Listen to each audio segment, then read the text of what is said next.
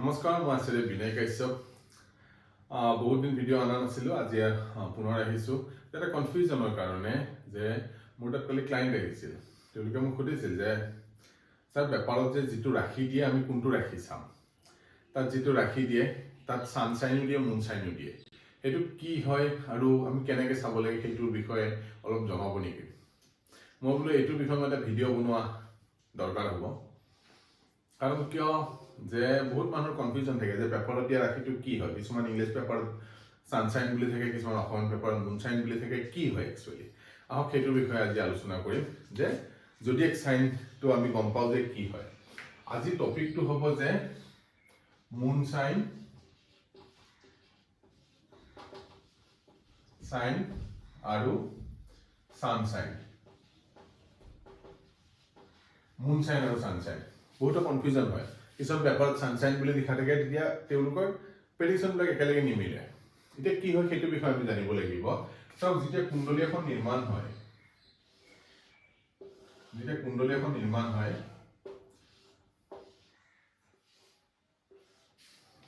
ইয়াতে চাব যে চন্দ্ৰ যিটো ৰাশিত থাকে, চাপোজ এইটো হ'ল মেষ লগ্ন, তো চন্দ্ৰ ইয়াতে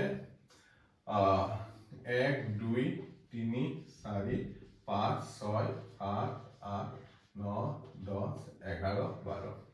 ঠিক আছে, এখন কালপুৰুষৰ কুণ্ডলী এখন আমি এনে জাষ্ট বুজাৰ কাৰণে ড্ৰ কৰিছোঁ যে 1 মানে হ'ল মেষ ৰাশি, 2 মানে বৃষ ৰাশি, 3 নম্বৰ মানে হ'ল মিথুন ৰাশি, 4 নম্বৰ কৰ্কট, 5 নম্বৰ সিংহ, 6 নম্বৰ কন্যা, 7 নম্বৰ তুলা, 8 নম্বৰ মানে হ'ল বৃশ্চিক ৰাশি, 9 নম্বৰ ধনু, 10 নম্বৰ মকৰ, 11 নম্বৰ হ'ল কুম্ভ ৰাশি, 12 নম্বৰ হ'ল মীন ৰাশি।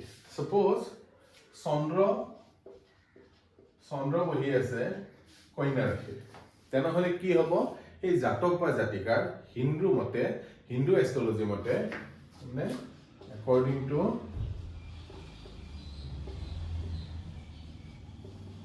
হিন্দু এষ্ট্ৰলজি, মানে বেদিক এষ্ট্ৰলজি যাক কয়, বেদিক এষ্ট্ৰলজি, ৰাশিটো হ'ব মকৰ ৰাশি। আৰু ঠিক যদি ৱেষ্টাৰ্ণ হিচাপত যাওঁ, একৰ্ডিং টু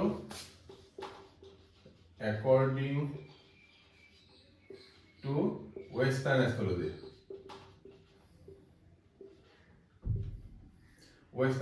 চাওঁ, ইয়াতে ৰবিটো ইম্পৰ্টেণ্ট হয়। ৰবি ক'ত? চাপোজ ৰবি মেষত বহি আছে, ঠিক আছে, ৰবি মেষত বহি আছে, তেনেহ'লে ৰাশিটো কি হ'ব? ছানশ্বাইন কি হ'ব? ইয়াতে এইটো হ'ল মকৰটো হ'ল মুনশ্বাইন, কাৰণ চন্দ্ৰ য'ত বহি আছে এইটো হ'ব ছানশ্বাইন। চাপোজ ৰবি বহি আছে, ছানশ্বাইন হ'ব ইয়াতে মেষ ৰাশি, মানে এৰিছ ৰাশি হ'ব। ঠিক আছে, বুজি পালে? এইটোকে হয় ৱেষ্টাৰ্ণ আৰু আমাৰ ইষ্টাৰ্ণ এষ্ট্ৰলজি, যিটো অৰিজিনেল বেদিক এষ্ট্ৰলজিৰ মতে আমি সদায় চন্দ্ৰ ৰাশিক চাব লাগে। আৰু এইটো ফলিট কৰাত বহুত টান হয়, কাৰণ কিয় পৃথিৱীত অলমষ্ট 8 বিলিয়ন মানুহ আছে। পিপলছ টোটেল কিমান আছে? 8 বিলিয়ন আছে। আৰু যদি 12টা ৰাশি আছে, 12টা ৰাশিত যদি ভাগ কৰি দিওঁ, মানে এপ্ৰক্সিমেট 15 মিলিয়নকে এটা ৰাশিত পৰিব।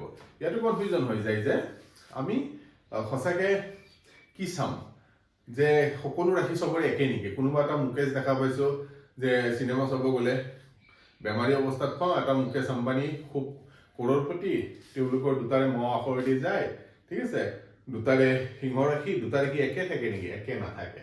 ইয়াতে চবতকৈ ডাঙৰ বস্তু হ'ল কি, যেতিয়া আমি কুণ্ডলী এখন এনালাইচিছ কৰিম, তাত লগ্ন বুলি এটা বিচাৰ থাকে। সাপোজ ইয়াতে লগ্ন হ'ল মিথুন ৰাশি, এইটো লগ্ন বুলি কয়। লগ্ন বহুত ইম্পৰ্টেণ্ট হয়। এতিয়া ইয়াৰ মহত্বটো বুজি পাব। লগ্নই আপোনাক ডিচাইড কৰিব যে আপোনাৰ জীৱনত কি ঘটনা ঘটিব নে নঘটে, সেইবোৰ লগ্নৰ দ্বাৰা আমি বুজি পাম।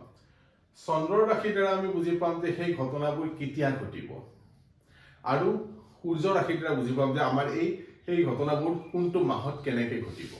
সেই আটাইবোৰ এটাই আনটো ৰেচিপ্ৰকেল হৈ পৰিপূৰক হয়। সেইটো কাৰণে চবতকৈ ইম্পৰ্টেণ্ট ইয়াতে ফেক্টৰ কি আহে, যেতিয়া আমি চাম এষ্ট্ৰলজি, ফেক্টৰবিলাক মনত ৰাখিব প্ৰথম আহিব লগ্ন ঠিক আছে তাৰপিছত আহিব চন্দ্ৰ ৰাশি কাৰণ কিয় চন্দ্ৰ ৰাশিয়ে আমাক দশাটোৰ বিষয়ে ক'ব মানে দশা তাৰপিছত আহিব আপোনাৰ সূৰ্য ৰাশি 3 নম্বৰ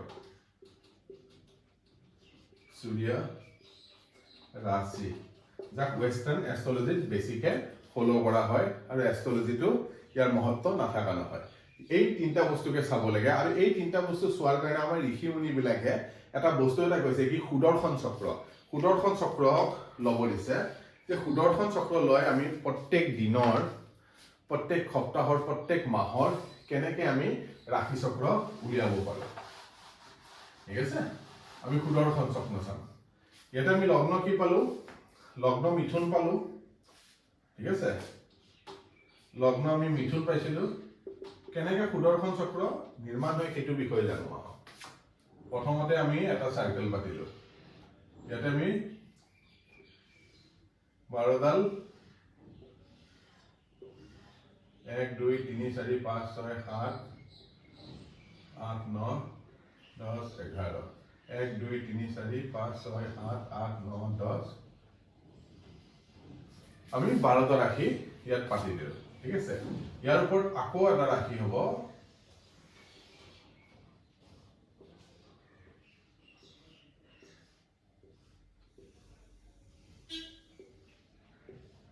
আকৌ ৰাশি বাঢ়ি যাব আৰু তাৰ ওপৰত আৰু এটা বাঢ়িব এই বস্তুবিলাক মনত ৰাখিব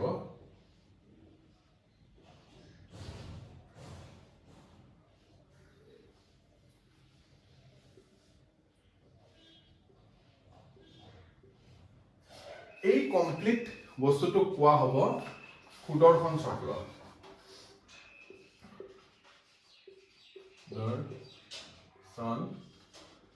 চক্ৰ আৰু এই সুদৰ্শন চক্ৰটোহে আপোনাক এক্সেক্টলি ক'ব পাৰিব যে আপোনাৰ আজি দিনটো কেনেকুৱা যাব আহিবলগীয়া দিন কেনেকুৱা যাব বা আহিবলগীয়া সপ্তাহটো কেনেকুৱা যাব বা আহিবলগীয়া মাহটো কেনেকুৱা যাব আমি ইয়াতে কি পালো লগ্ন হিচাপে যদি লওঁ সাপোজ এইটো মিথুন লগ্ন আমি কৰি দিলো আমি আৰু লগ্নবিলাক গ্ৰহৰ প্লেচমেন্ট একেই থাকিব ঠিক আছে কিন্তু আমি লগ্ন চন্দ্ৰ সূৰ্য ৰাখিব ইয়াতে সাপোজ 3 ইয়াতে লগ্ন আহিল লগ্ন তাৰপিছত আমাৰ ইয়াতে আহিব চন্দ্ৰ ৰাশি মুন সাইন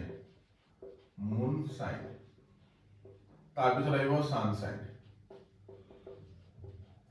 এই তিনটা একে কৰি বাকি যিটো গ্ৰহৰ প্লেচমেন্ট আছে সেই হিচাপে থাকিব এইকেইটাক আমি যেতিয়া মিলাই লৈ এখন চাৰ্ট নিৰ্মাণ হ'ব আৰু সেই চাৰ্ট মতে আমি সেই বস্তুটো ক্যালকুলেশন কৰিব পাৰিম যে দিন সপ্তাহ মাহ জাতক বা জাতিকাৰ কেনেকুৱা যাব এইটো কয় আসল ফৰ্মুলা যেটো ৰাশি চক্ৰ বুলি কোৱা হয় ৰাশি চক্ৰটো কেনেকুৱা হ'ব এই গুটেই এটা বস্তু অধ্যয়ন কৰিব লাগিব আমি কি লগ্ন চন্দ্ৰ ৰাশি আৰু সূৰ্য ৰাশি এই গুটেই এটা যেতিয়া আমি কৰিম লগ্ন মানে হল কি প্ৰত্যেক 2 ঘণ্টা মূৰে মূৰে ৰাশি চাৰ্ট চেঞ্জ হয় চন্দ্ৰ মানে হল কি আজি দিনটো কেনেকুৱা যাব কাৰণ চন্দ্ৰ এটা দিনত লগ্ন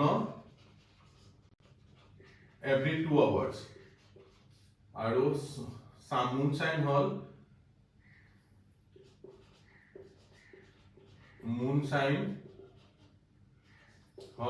মানে 12 ডিগ্ৰী সূৰ্য একদিনত 12 ডিগ্ৰী মুভ কৰে মানে 12 ডিগ্ৰী যাব মানে এটা দিন আৰু সূৰ্য সানশাইন